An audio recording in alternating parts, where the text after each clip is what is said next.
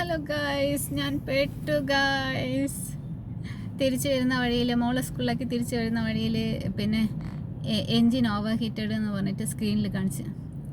അപ്പം ഞാൻ വിചാരിച്ചു ഇതേട്ടം വല്ല പൊട്ടിത്തെറിച്ചാലോ. അതുകൊണ്ട് ഞാൻ മെല്ലെ കാർ റോഡ് സൈഡിൽ പാർക്ക് ചെയ്തപ്പോൾ 2 പോലീസുകാർ വന്നു. പിന്നെ അവർ ടോള് ചെയ്യാൻ വേണ്ടിയിട്ട് വേറൊരു പോലീസിനെ വിളിച്ചു. അങ്ങനെ അവർ വന്നിട്ട് കാർ എടുത്തിട്ട് ഞാൻ കാണിച്ചേ റോഡ് സ്റ്റേഷനിൽ ഇവിടെ കൊണ്ട് സ്ഥലത്ത് ഇതാ ഞാനിപ്പോൾ ഇവിടെ ഇങ്ങനെ പാർക്ക് ചെയ്തിരിക്കുകയാണ് കാർ. ഇതാ വെയിറ്റിംഗ് ആണ് ഗൈസ്, വെയിറ്റിംഗ്. ബോറടിച്ച് അയ്യോ.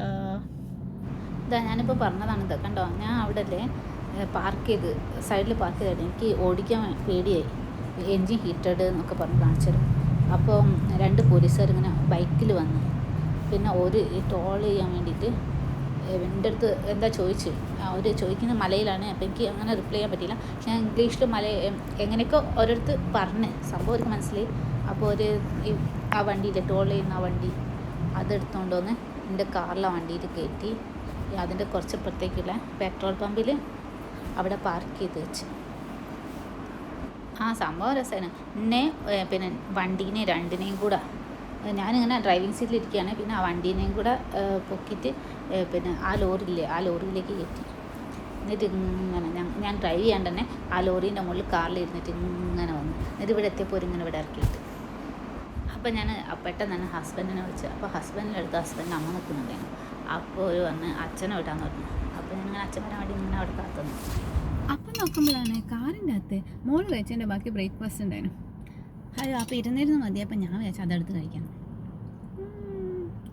അപ്പോൾ വിഷമിട്ട് വയ്യോ. അത്ര വിഷമമൊന്നുമില്ല കേട്ടോ, അത് ഞാൻ അഭിനയിച്ച.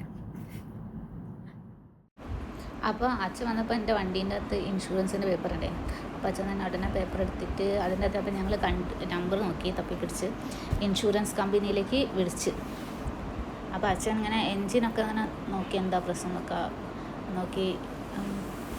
അപ്പം പറഞ്ഞ് ഓയിൽ ഫിനിഷ് ആയതാണ് സംഭവം. അപ്പം വേഗം നല്ല കേട്ടോ. ഞങ്ങൾ പിന്നെ കുറച്ച് നേരം അവിടെ കാത്തുനിന്നു.